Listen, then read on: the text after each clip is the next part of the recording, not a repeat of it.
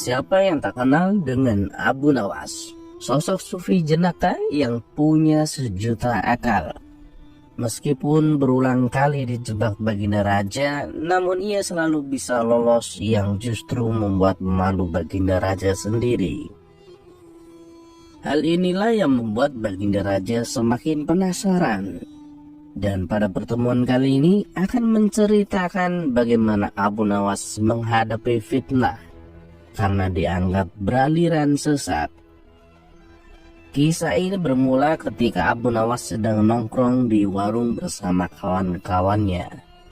Salah satu kawannya lalu bertanya, Abu Nawas, menurutmu apakah makan pada siang hari bisa membatalkan puasa?" Abu Nawas menjawab, "Masa kayak gitu saja kalian tidak tahu? Ya tentu saja puasanya batal lah." "Oh begitu ya. Begini Abu Nawas, kamu kan terkenal cerdik. Adakah makanan yang bila dimakan tidak membatalkan puasa?" tanya kawan lainnya. "Ada, yaitu makanan asli langsung dari surga. Kalian bebas memakannya sampai kenyang," jawab Abu Nawas. "Itu sih mustahil Abu Nawas. Yang saya tanyakan makanan yang di dunia ini," timbal kawannya. "Tentu saja ada, yaitu ayam bakar dan sop kambing. Tapi ada syaratnya. Kalian memakannya saat dalam mimpi," balas Abu Nawas. Seketika itu mereka semua tertawa terpingkal-pingkal. Rupanya saat Abu Nawas berkata demikian terdengar oleh salah satu menteri istana yang kebetulan melintas di tempat itu. Ia pun segera melaporkannya kepada Baginda Raja. "Paduka yang mulia, Abu Nawas telah berfatwa yang melanggar syariat Islam," kata sang menteri memberitahu. "Memangnya apa yang dia katakan?" tanya Baginda Raja. "Dia bilang kalau makan saat siang hari di bulan puasa tidak membatalkan puasa, Paduka," lapor sang menteri. "Kurang ajar Abu Nawas. Dia berani mempermainkan hukum agama," geram Baginda Raja. Ternyata sang menteri telah salah paham karena yang ia dengar tidak seutuhnya.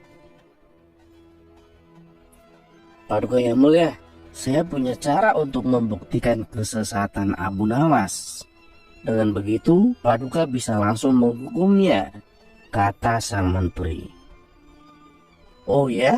Apa rencanamu?" tanya Baginda Raja. "Jadi saya akan berpura-pura mati dan suruh Abu Nawas untuk sholat jenazah. Biasanya orang yang beraliran sesat sholatnya pasti beda dengan ajaran Islam," ujar sang menteri. "Baik, saya setuju dengan rencanamu," sahut Baginda Raja. Pada keesokan harinya, rencana pun disusun dengan matang. Lalu dipanggillah Abu Nawas ke istana. Beberapa pengawal istana lalu mendatangi rumahnya Abu Nawas. "Tuan Abu, Anda diperintah datang ke istana," kata salah satu pengawal. "Memangnya ada kepentingan apa ya?" tanya Abu Nawas. "Tuan Menteri meninggal, Tuan Abu, dan Tuan Abu disuruh datang untuk melayat," jawab si pengawal. "Meninggal? Kamu tidak salah, kemarin saya lihat dia melintas di depan warung. Saat itu saya sedang ngobrol dengan kawan-kawanku, jadi aku tidak terlalu menghiraukannya. Ajal manusia memang tidak ada yang tahu," ujar Abu Nawas. "Benar Tuan Abu, saya sendiri juga heran. Padahal kemarin saya lihat dia melaporkan Tuan Abu ke Baginda Raja karena dianggap beraliran sesat. Tapi sehari setelah itu dia ternyata meninggal," timbal si pengawal. "Sesat? Sesat bagaimana maksudnya?" tanya Abu Nawas. Tuan Menteri bilang kalau Tuan Abu menghalalkan makan di siang hari saat bulan puasa, kata si pengawal memberitahu. Oh, ya sudahlah, orangnya juga sudah mati toh. Ayo kita ke istana sekarang, ajak Abu Nawas. Singkat cerita, sampailah Abu Nawas ke istana. Ketika ia memasuki aula kerajaan, terlihat sosok jenazah di dalam keranda. Tapi yang membuat Abu Nawas curiga, kenapa kerabat keluarga sang menteri tidak ada yang hadir, terutama istri dan anak-anaknya. Kemudian Baginda Raja menyuruh Abu Nawas untuk segera mensolati jenazah sang menteri. Mari Paduka, kita sholat bersama-sama saja, ajak Abu Nawas. Kamu saja Abu Nawas, aku sudah mensolatinya, tolak Baginda Raja. Ini tidak seperti biasanya. Padahal setiap kali ada pejabat istana yang meninggal, Baginda Raja pasti sholat jenazah bersamaku, kata Abu Nawas dalam hati. Hal ini membuatnya semakin bertambah curiga. Pasti ada sesuatu yang tidak beres, pikir Abu Nawas.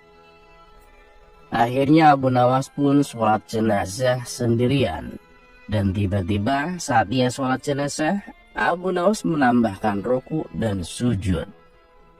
Setelah selesai menjalankan sholat jenazah, Baginda Raja pun kemudian berkata, "Hei Abu Nawas, kenapa kau menambah ruku dan sujud? Itu menyalahi aturan agama." Dengan entengnya Abu Nawas pun membalas, "Saya tahu Paduka, tapi dosa menteri ini sangat banyak. Dosanya tidak akan terampuni kalau cara sholat jenazahnya biasa saja. Coba Paduka Raja pikirkan, dia telah memfitnah saya beraliran sesat, padahal dia tidak mendengarnya secara utuh." Kemudian Abu Nawas menjelaskan duduk permasalahan yang sebenarnya. Mendengar hal itu, Tuan Menteri yang berpura-pura mati langsung bangkit berdiri. "Kurang ajar kau Abu Nawas, justru kamu yang dosanya sangat banyak," bentak Tuan Menteri. "Lihatlah Paduka, jenazahnya hidup kembali," teriak Abu Nawas sambil berlari berpura-pura ketakutan. Sementara Baginda Raja spontan tertawa terpinggal-pinggal dengan ulah Abu Nawas ini.